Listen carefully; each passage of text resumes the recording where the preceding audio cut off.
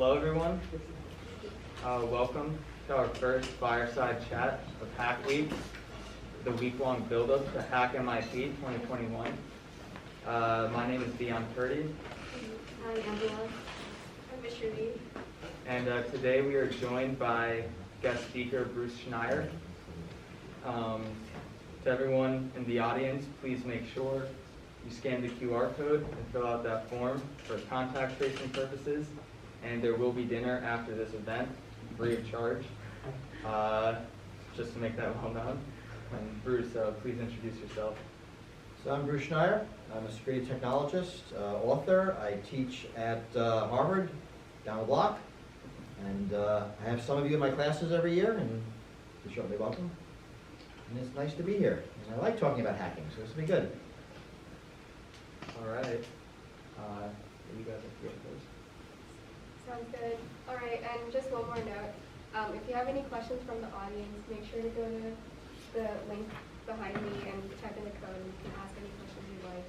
We'll also be having questions for the audience at the end. So could you please introduce yourself to the audience and say anything more you'd like to say about yourself?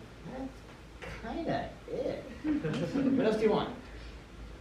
I guess like a lot of what you write about has been about like cryptography, and so do you always know you wanted to like be in this area, and like how do you get interested in it? You know, although less of what I write is about cryptography these days, I'm really writing about security policy much more than anything else.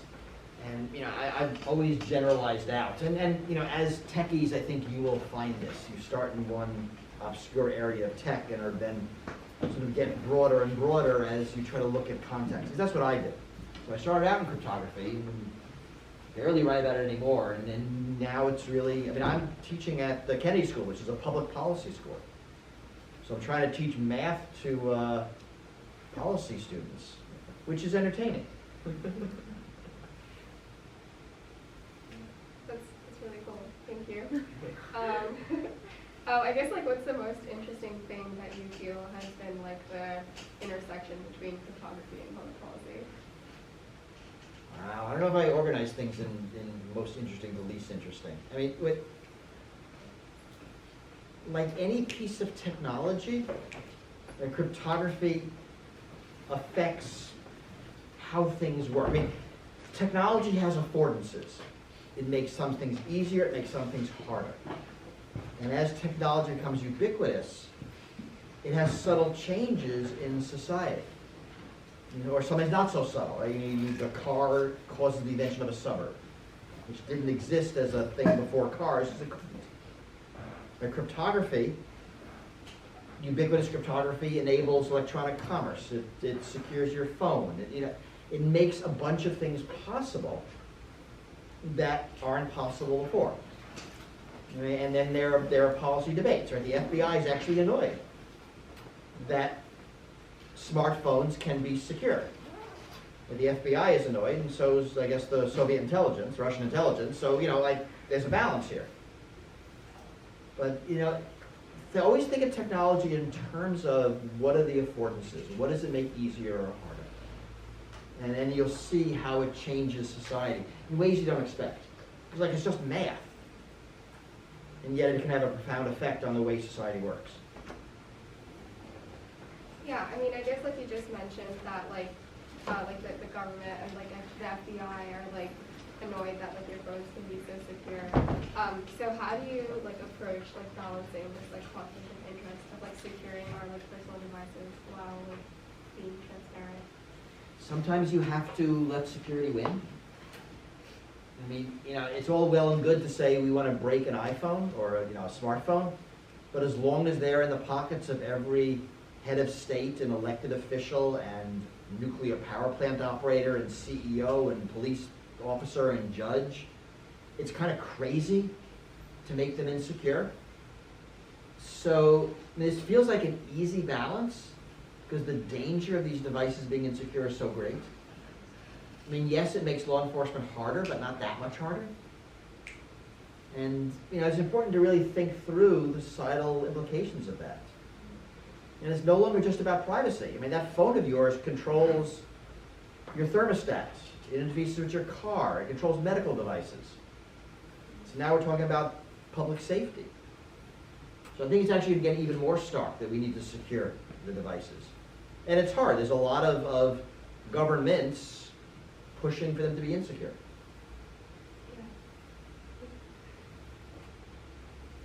So They're all working from the same list of questions. I just figured that out. over the course of the past year, we've seen a significant rise in online privacy concerns. Have we? I think the current feud between Apple and Facebook has brought a lot of attention to the issue. But that was like the 2014 feud was a bigger feud. I don't know. Okay, I'm not convinced the last year has been a thing. But okay, I might keep going. be too young.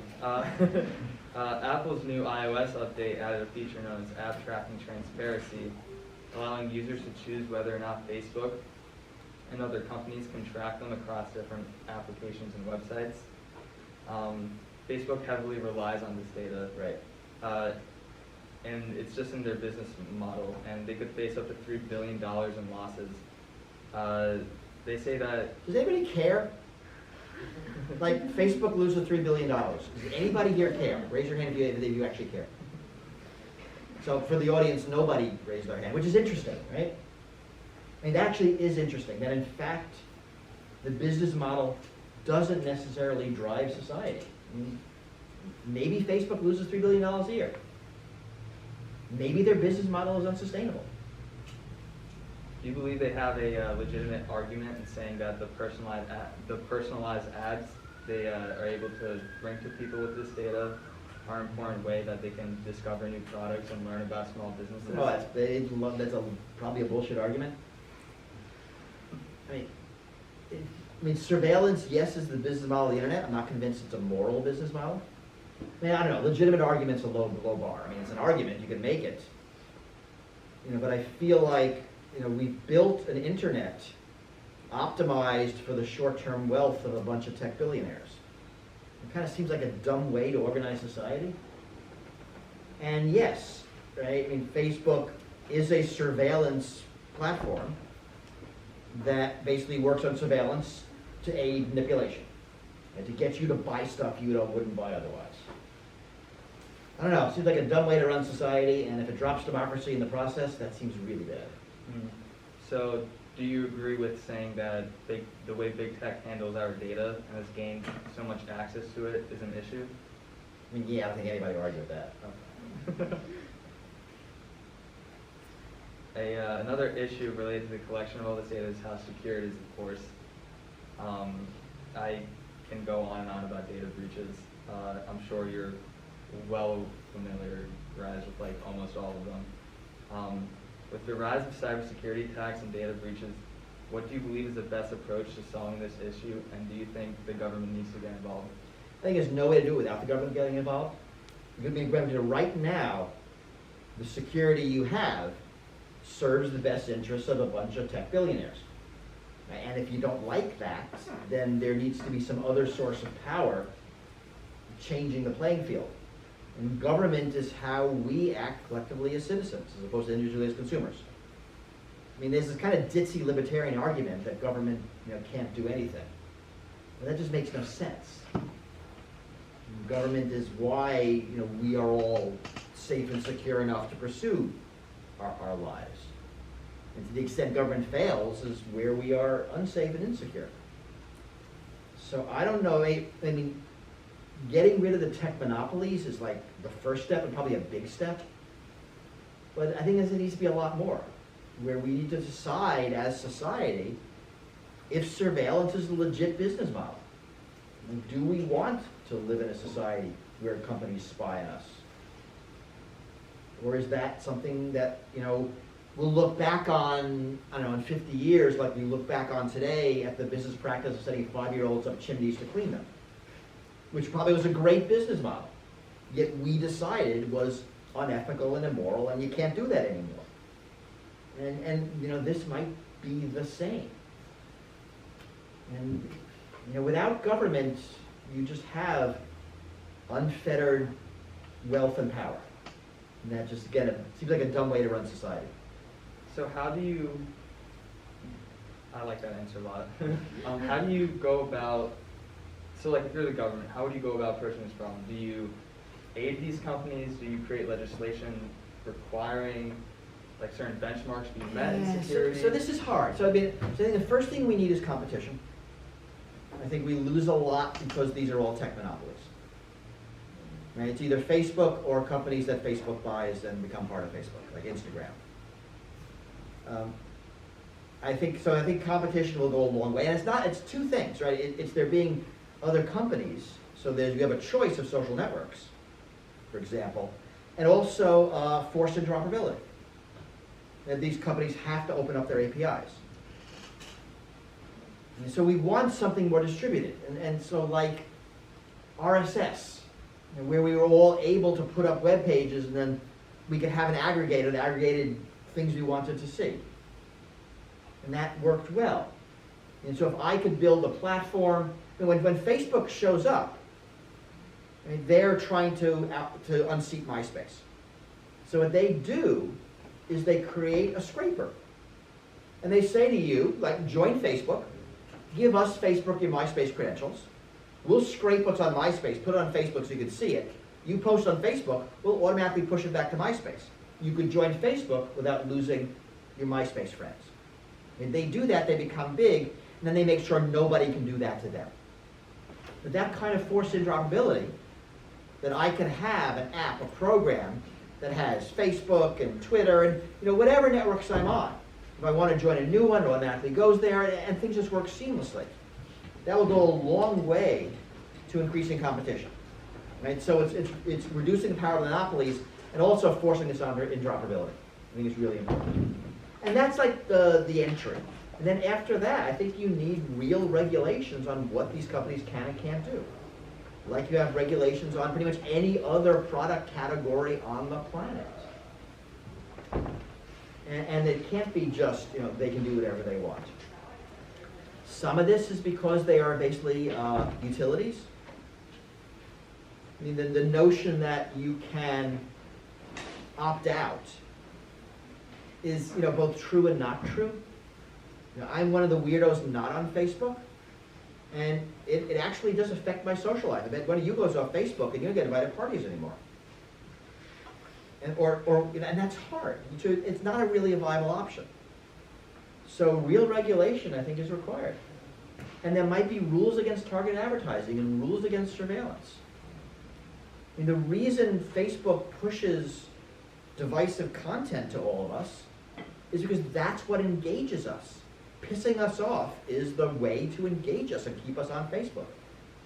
If Facebook didn't have a advertising revenue model, if amount of time on Facebook was less important than satisfaction with Facebook, they'd make different choices. And think about, you mentioned Apple, right? Apple is doing several things to limit tracking. They're going to have something where you can sort of turn off alerts, so you can have like time not having your phone ding at you. That's because Apple doesn't get more money if you stare at your iPhone more. They get more money if you like your iPhone more. And maybe you'll like it more if you don't look at it as much. Right? So it's a different business model. The business model of surveillance and advertising is one that tries to maximize engagement and not maximize happiness or pleasure or satisfaction or work-life balance or any other things that we might want to maximize. Fascinating. So you do believe that Apple and you believe that some tech companies are taking some of the right steps? So Apple is relatively unique. Right? Apple doesn't make money spying on you. Apple makes money selling you expensive gadgets, which means their incentives are different.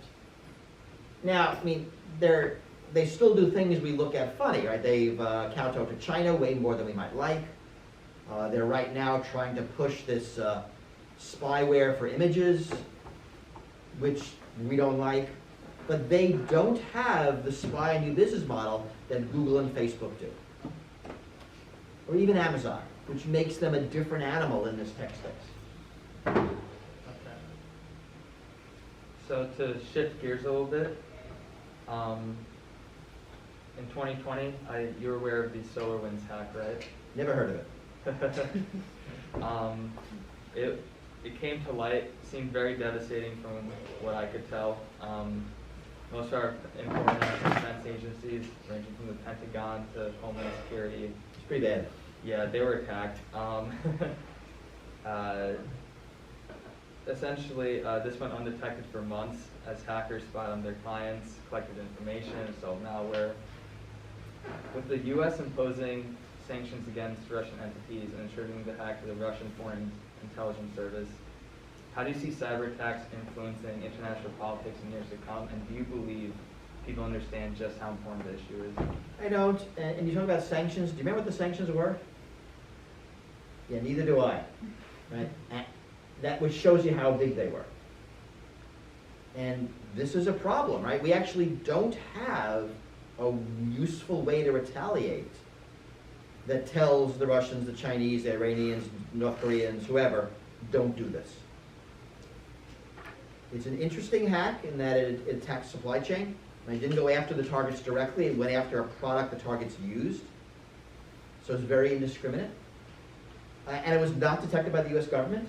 It was detected by a private company that happened to notice it. And I think if the Russians didn't go after FireEye, it probably would still remain undetected, which itself is scary. But you're right. You know, you look at that and say, you know, what was the penalty for doing that? And there kind of was none. At least none that we saw. Right? Maybe some stuff happened behind the scenes. I mean, you know, we kind of imagine that U.S. Cyber Command like snuck in and turned off a bunch of computers.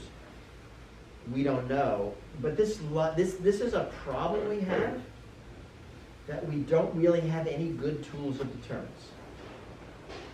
And I'm not sure how that's going to play out long term. So that's interesting. The follow-up question I have is, do you believe the United States places enough of an emphasis on cyber defense? You know, it's hard to know. It actually is really hard to know. We spend a lot of effort on cyber attacks, certainly. And I think we're concerned about defense. But in a lot of ways, what we can do is limited. You know, a lot of our infrastructure is in private hands or in local hands. Right? The election officials, and I'm going to make this up, Akron, Ohio, versus the Russian government is not a fair fight. It's just not. And the only way to make it a fair fight is for the federal government to take that over, and that's not going to happen. Right? Some power plant in the middle of the country versus the Russian government is also not a fair fight. But we can't have the U.S. government taking over corporate security. That's not going to work. It's not the way our system works. So I think we're taking defense seriously. Certainly Biden's appointed a really stellar team in charge of cybersecurity and cyber defense for the nation. But it's hard to know exactly what we can do, because so much of it is out of our hands. For good reason, not for a bad reason. And if you're China, you kind of control the corporations. You can dictate what they do in a way that you can't in the U.S. It is terrifying to think about. Every time someone mentions the power grid, in the back of my mind, I'm like, it seems like a very real possibility that some foreign adversary can pretty much turn off the lights. So here's the only thing to give you solace. Assume that we are in their power grid just as much. Okay? If they turn off our lights, we turn off their lights. Now, that's not always the same. I mean, if you're a country like North Korea, you have fewer lights. Right? I mean, you fundamentally are relying less on the power grid than industrial country United States, EU, Japan. Right? So there is an asymmetry. If Afghani hackers turned off the power grid, I mean, I don't know if they have reliable power anyway. So that asymmetry, I think, is dangerous. I think right now, with major powers, it is kind of this like mutually assured destruction going on. When we're in their power grid, I think of Russia just as much as they're in ours, and nobody's going to do anything. So yeah, the politics of it all is like really interesting. In the cyberspace is, from like an outside perspective, it seems like a battle between the U.S., Russia, and China, just constantly going into each other's systems and trying to assert some level of dominance or assert something. Yeah, it's hard to know, right? So much happens below the radar, and that we don't know the details. But it does seem like there's a lot of sort of offensive action in cyberspace going on, where we're not actually turning off the lights, we're just like making sure we can access the switch if we need to. And I worry about this arms race. I think it's destabilizing. I think it's dangerous.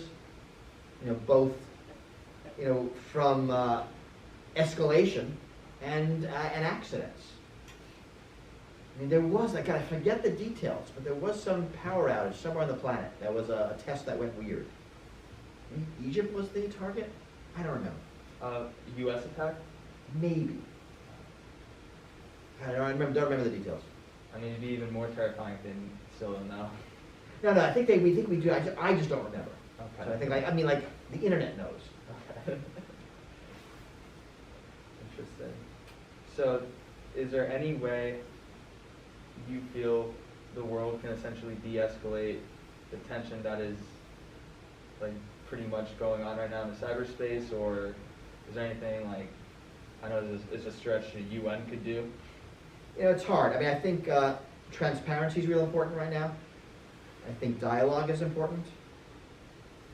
It would be nice to have some sort of international treaty, even if it's as simple as, like, don't attack each other's hospitals or civilian infrastructure.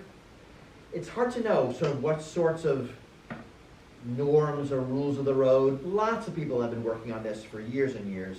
We really aren't getting anywhere. The beginning is because the U.S. didn't want any rules because it was dominating. I think now it's a little more equal and we're more willing to think about rules. But it's hard. I mean, when you think about how hard it was to find chemical weapons in Libya, in Iraq, cyber weapons are even harder to find, right? They could be like, it could literally be two people in the basement. So, the possibility of subterfuge and escalation is really great. But I don't think that means we don't try. I mean, something you learn about these sorts of policies is they take decades. Even something as easy as landmines, or takes decades. Or bribery, or all the human trafficking. We're still working on these to make them like we don't do that anymore. Money laundering. But you keep trying, and you get a little better each time. Well, hopefully we'll get there. I'll pass it on to Angela. Yeah, so I'm going to shift the gears a little bit to something a little different, but something that still falls in line with like photography policy, and that is blockchain technology. I noticed that quite a number of your more recent pieces have been commentary on like the use and misuse of blockchain technology, as well as this idea of like pursuing a distributed trust system. And so, like without a doubt, blockchain and cryptocurrencies aren't going away anytime soon. Sad, but they're not. So I was just wondering, like, where do you see this movement heading in the future, and also what are your So I have no idea where it's heading. Right? I mean, blockchain is a speculative bubble, and so it's bubbling. It'll crash because bubbles crash, and then what happens? If we're smart, we just get rid of the whole thing. It's distributed enough that we might not be able to, in which case blockchain cooks the planet, and that would suck. I mean, I literally see absolutely no positive uses of technology at all. It doesn't distribute trust. It isn't more secure. Everything said about it just isn't true. And it just pretends to. It's not more secure. It's not safer. It's not better. I mean, there exists no system where if you forget your password, you can lose your life savings, is a trustworthy system. And that's just dumb. Yeah, but I don't know where it's going, because you're right. It is a huge speculative bubble. Lots of people are using it. And value is a collective hallucination. I mean, we all believe money is valuable, therefore it's valuable. we all believe that Bitcoin is valuable. So it is. You know, but if it crashes really hard, it goes away. I mean, I certainly want to see it regulated where it can. And there are lots of choke points, right? Exchanges, wallets, where these organizations can be brought into the banking system, the international banking system, and forced to deal with the same regulations that regular financial instruments are. That will help. I think a lot we can do to reduce money laundering there. I mean, there are exchanges, only job is money laundering. That's what they do, and that's really how ransomware attackers get the money from Bitcoin to actual currency they can spend. There's things we can do there. I mean, I want to see the feds get more involved. I mean, some things are kind of straightforward. You know, for most people, Bitcoin and associated cryptocurrencies is speculation. So you buy and sell. You are neither a net buyer nor a net seller. You speculate. Sometimes you sell, sometimes you buy, and in general, the Bitcoin is the Bitcoin out. The only people who are net sellers of Bitcoin, basically, are ransomware criminals. The only people who are net buyers of Bitcoin, basically, are victims of ransomware. It should be pretty easy to pick them out of the stream. And the anonymity of Bitcoin is not what people think it is, of course. We all know that you can trace Bitcoins. Lots of work in that.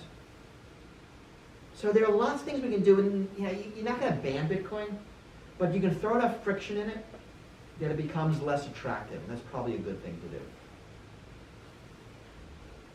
There's a whole lot of trust in the fact that money is printed by governments and not by like random miners in China.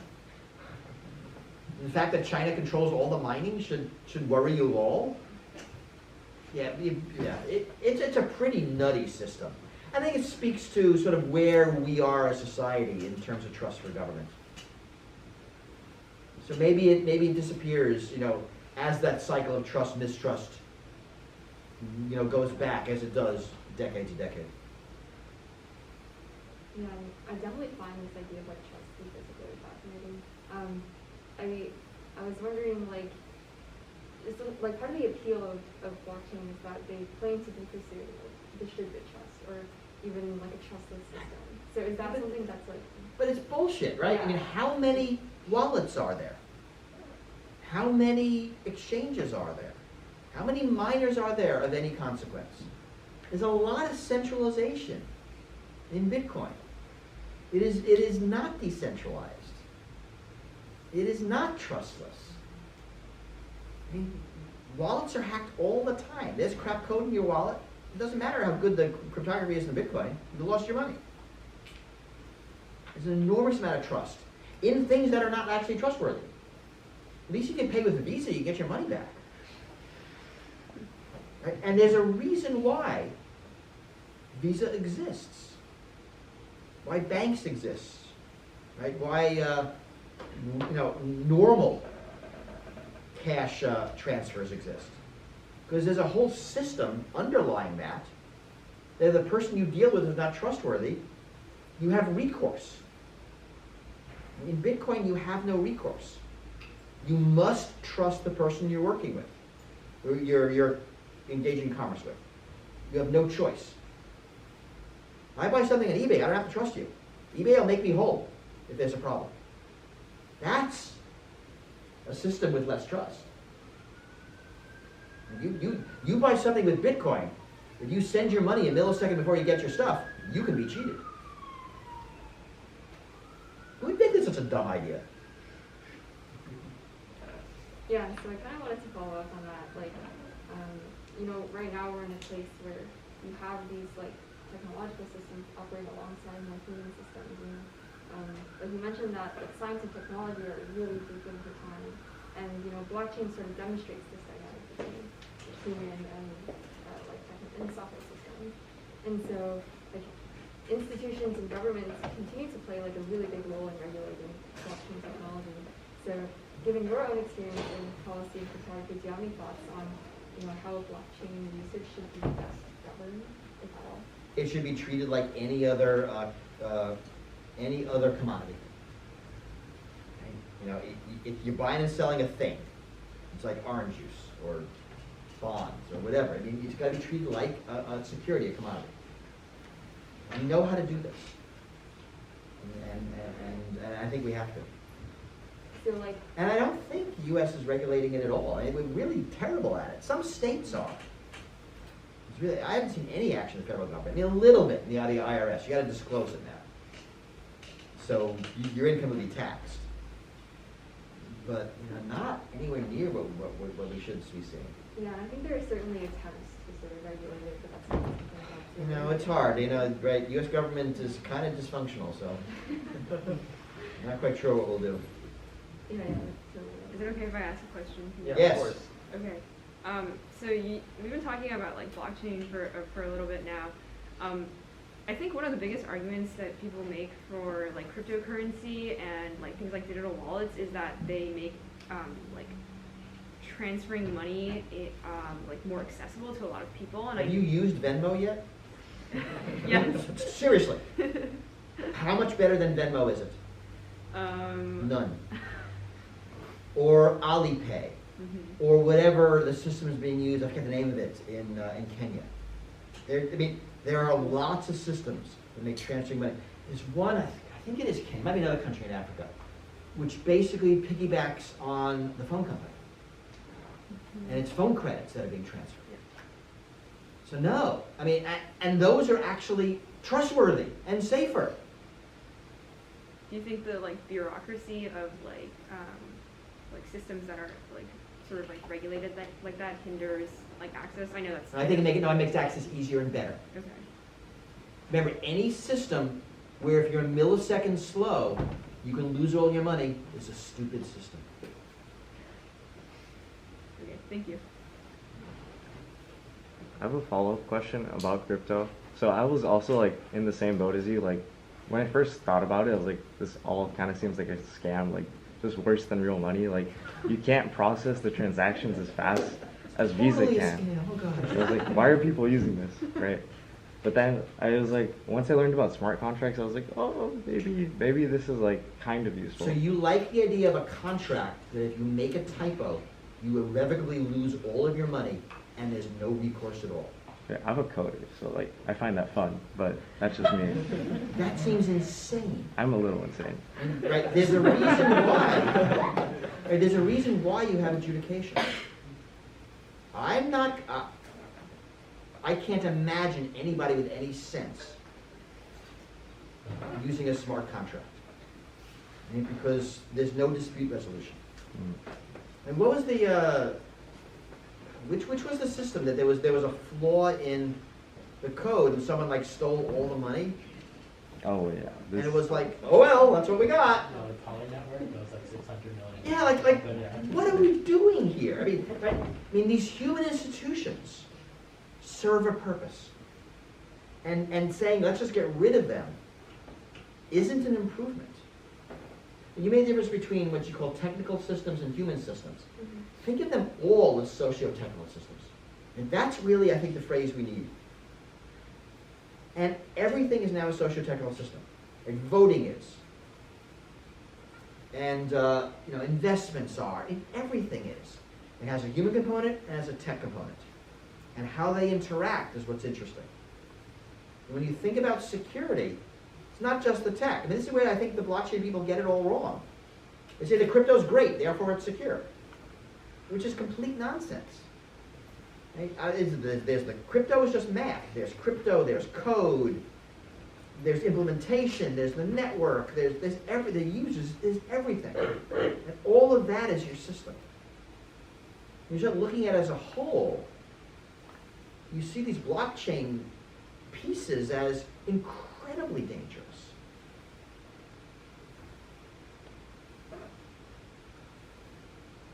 But as speculation, right? It's a way to make money.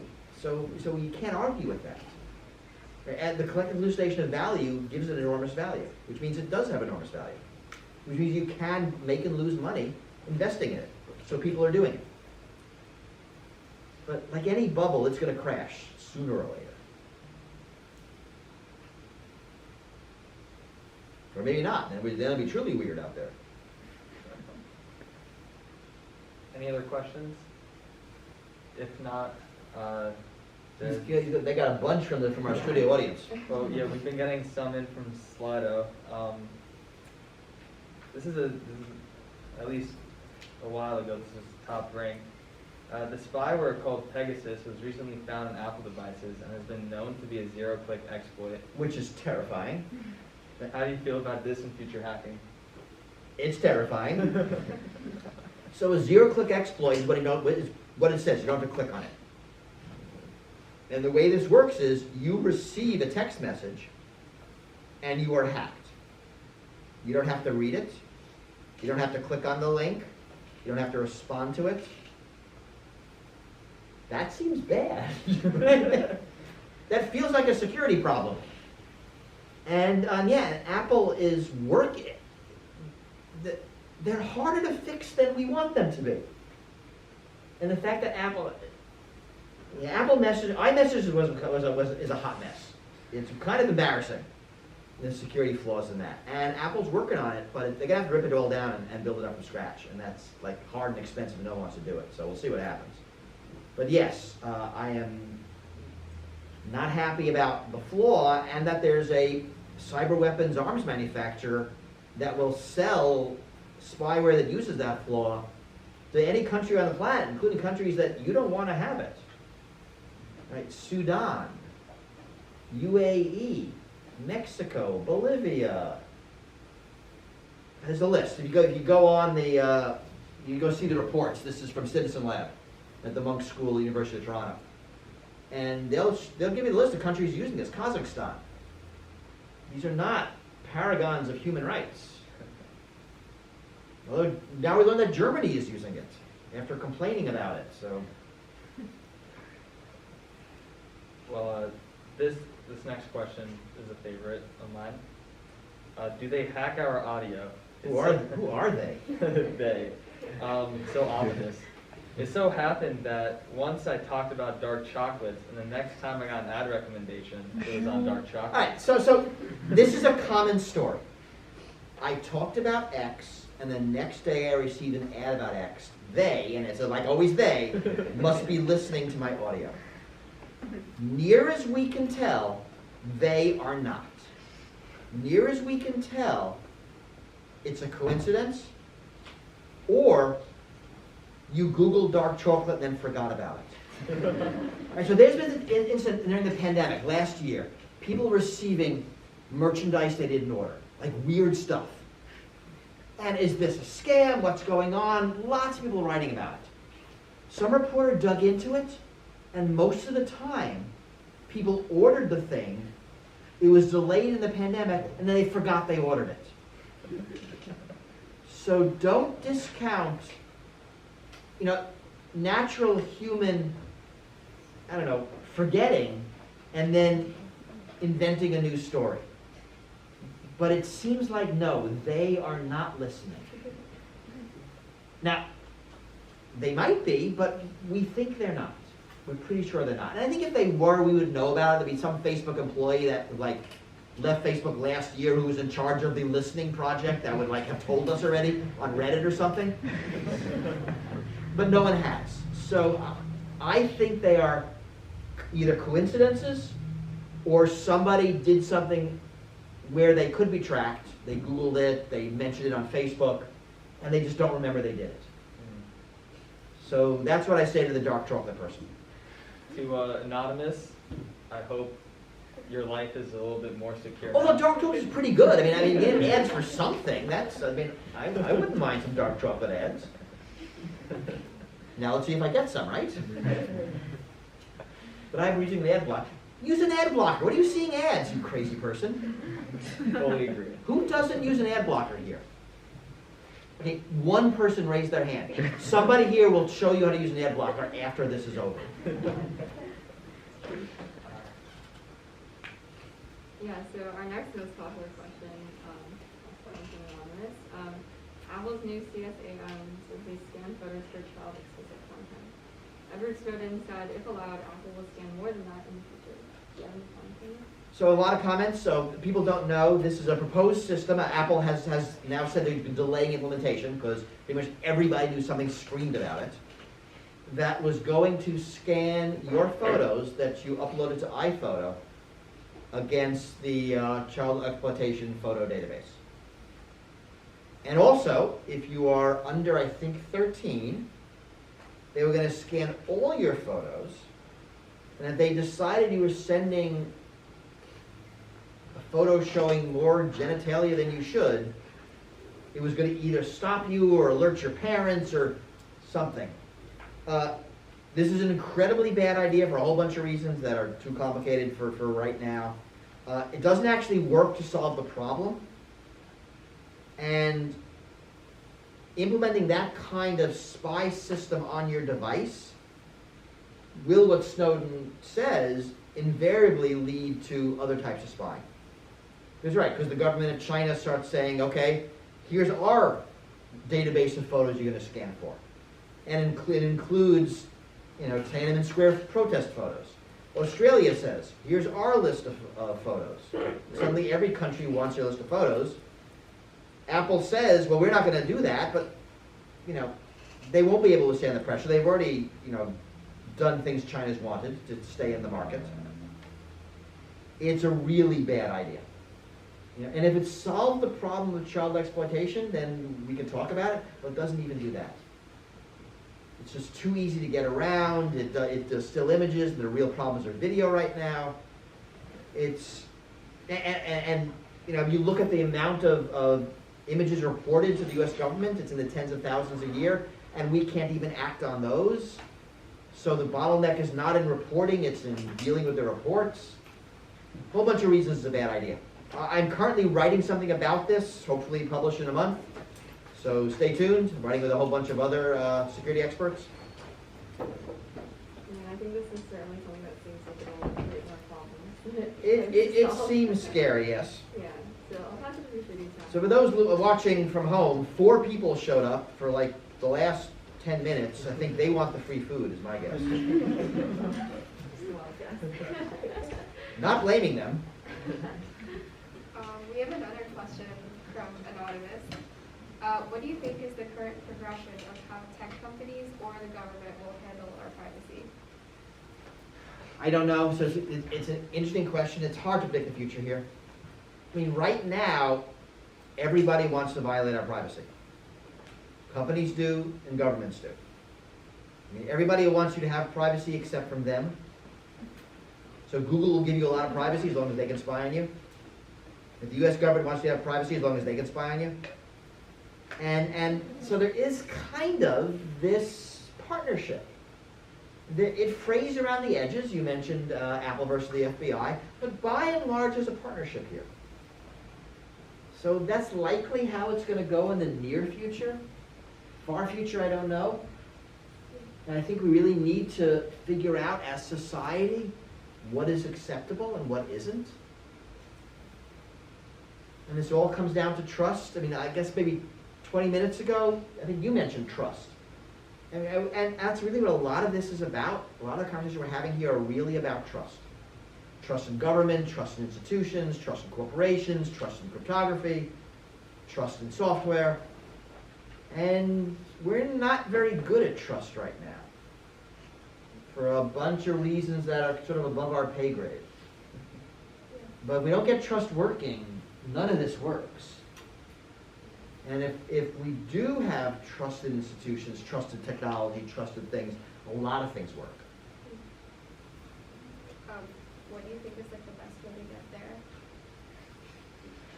there? And I wish there was a soundbite answer. Hey, here are the 3 things you do, now we're done. Let's do something else tomorrow. I actually wrote a whole book on trust called Liars and Outliers. I talk a lot about the details of how to do this. It's hard and subtle and complicated. So there's no one answer, and some of it is just the natural ebb and flow of trust in our society, which I think follows basically a 40-year cycle. Thank you. So, question from Tony. Who's not anonymous, but might have put in a fake name, so might as well be anonymous. who we know as Tony. How do you define If that is your real name. If that's your real name. How do you define privacy, and how do you think Facebook and Apple define users' privacy? It's interesting. So I think of privacy in terms of autonomy. Right? Privacy is the ability to control how you present yourself to the world. So when you think about a privacy violation, you look at and like, how did they know that? Right? How did Facebook know that I like dark chocolate? Right? How is it that I lost control over who I tell that I like dark chocolate? And I think that, that kind of autonomy over our sense of self. When I happened to, this weekend, go visit my parents, and there were things I told them and things I didn't. But I got to control that. I did an interview this morning, a podcast interview. And in the beginning, someone's like reading my Wikipedia entry about my childhood and my parents, and I felt kind of weird about it. Like I'm no longer in control over that narrative. So that's really how I think about privacy. And it has to do with the power imbalance and personal autonomy and integrity and the ability to decide what someone else knows about you and under what circumstances. I think big companies define privacy a lot more than like here's some data and we don't tell anybody. Which I think doesn't really capture the true essence. And that's why when business executives try to convince you there's no such thing as privacy, get over it, why that's complete bullshit. Because those executives aren't publishing their sexual fantasies. They have a lot of privacy. They paid for it.